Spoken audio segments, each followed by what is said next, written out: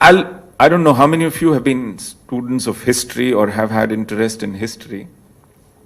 Has any of you heard of a king called Lalitaditya? Please raise hands.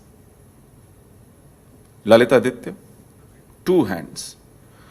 2 hands in an auditorium of at least 200 people right now.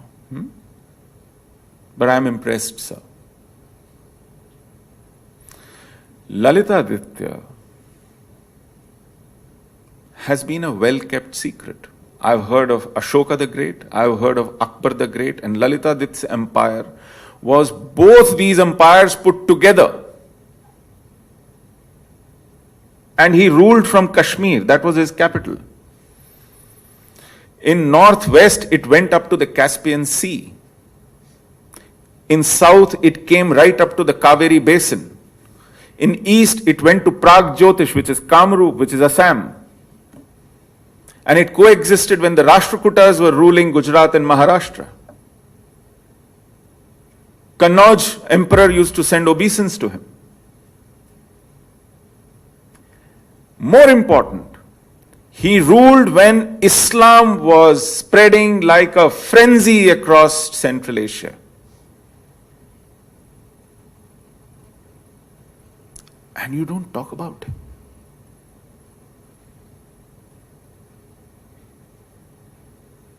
Your history books have completely erased him, not just him, his entire dynasty, which was Karakota dynasty. In 7th century, 8th, in between, cusp, it was 699 to 750.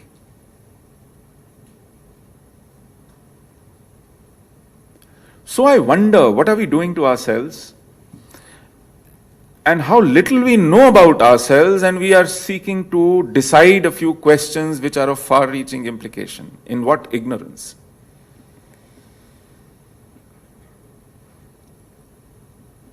Kalhana, the first ever recorded history anywhere in the world of any place, is from Kalhana about Kashmir. Raj Tarangini.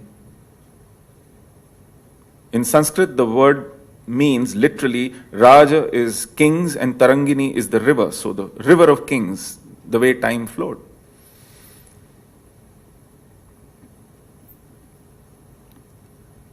And this Raj Tarangini, once he finished his own first ever between 949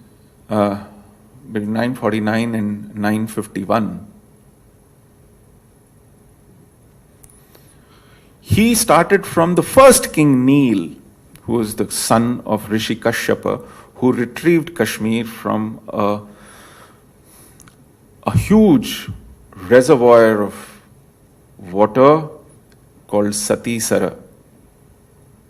And there is again an elaborate story about that in Nilmata Puran.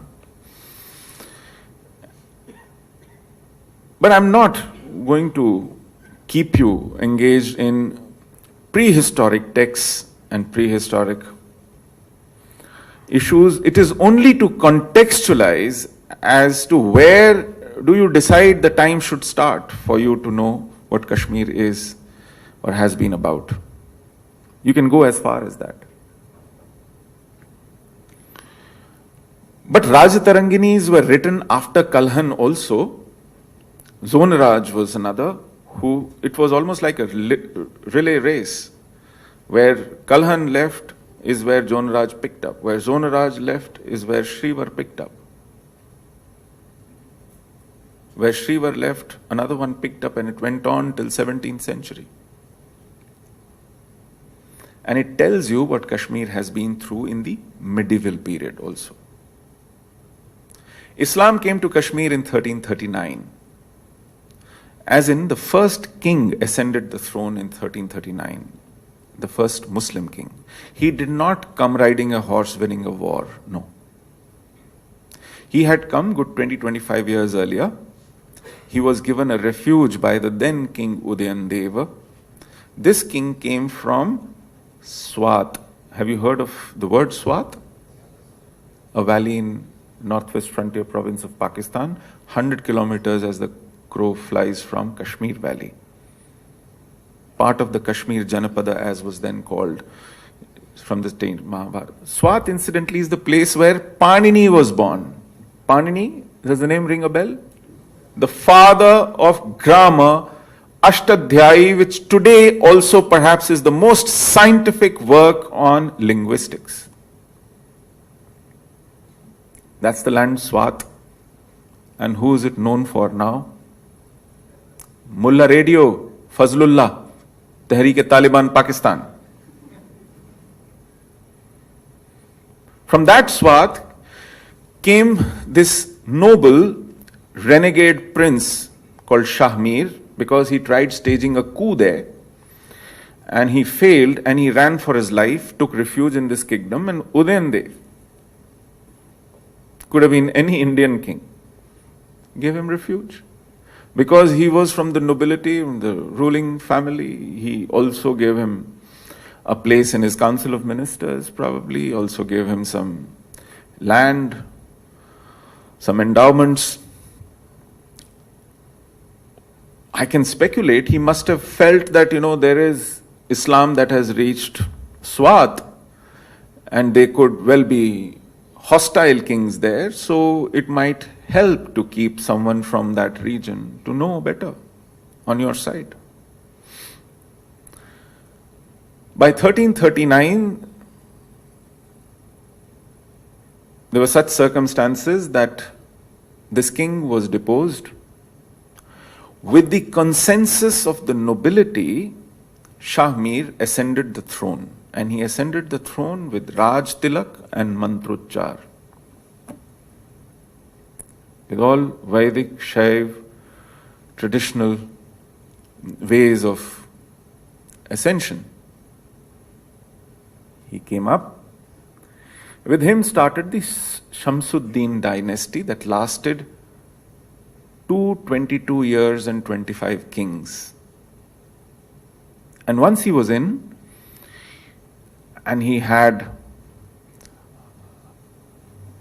someone called over, his spiritual master called Bulbul Shah, who insisted that there should be proselytization. Only then he can feel safe. He should consolidate his power by winning people over, by converting them to his faith.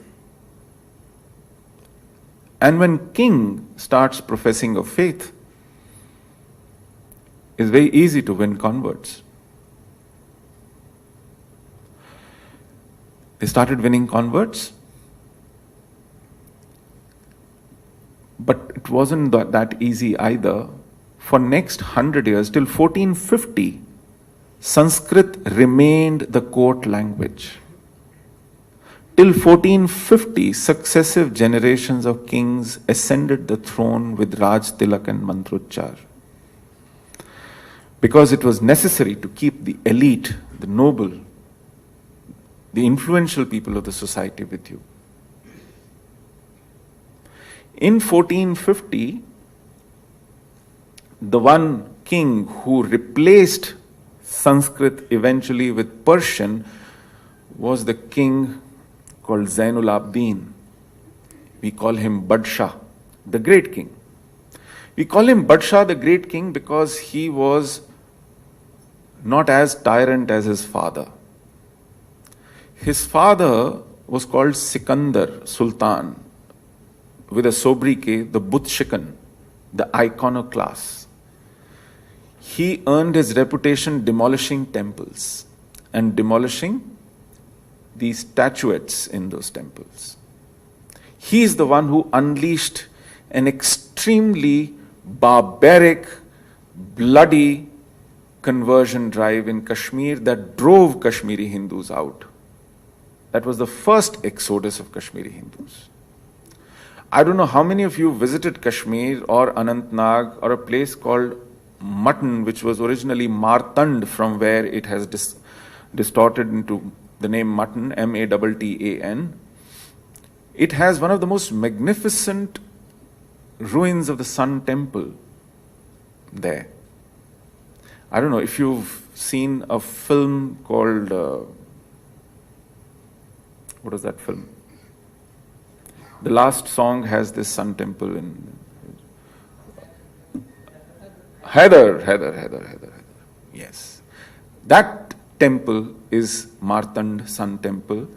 India has 4 sun temples. One of them survives in Konark. The other 3 don't. They are in ruins.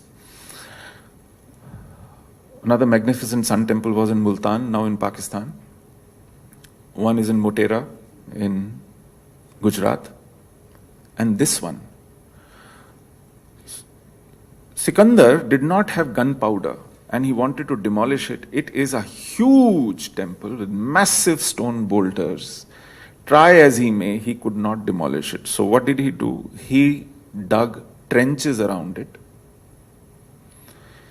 burnt acres of forest to the surrounding areas, piled up the wood there, burnt it, which burnt for months, some say 6 to 8 months. Still, those boulders cracked up but did not fall. And then he gave up. You have to just go there, look at it, shut your eyes and imagine the grandeur of what it must have been. It won't be difficult for you to realize. And that's what Kashmir has been through. This sun temple was built by Lalitaditya. Srinagar was built by Ashok 2,200 years ago. The name Srinagar hasn't changed, the name Kashmir hasn't changed.